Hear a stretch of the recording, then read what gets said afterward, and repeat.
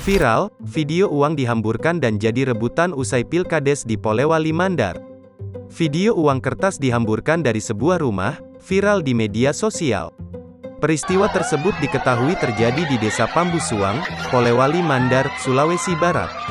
Dalam video yang beredar, tampak sejumlah orang berupaya meraih berlembar-lembar uang kertas yang disebarkan dari atas sebuah rumah. Rupanya, penyebaran uang itu dilakukan oleh pihak calon kepala desa bernama Hatiswan usai Pilkades. Hal itu merupakan luapan kegembiraan karena mereka menenangkan Pilkades yang digelar serentak di 67 desa di Polewali Mandar, Jumat, tanggal 19 November tahun 2021. Tiswan yang merupakan kades terpilih di Desa Pambusuang, Polewali Mandar itu mulanya naik kuda sembari berkeliling kampung untuk menyapa para pendukungnya. Tiswan disambut dan dieluk-elukan masa pendukungnya di sepanjang jalan.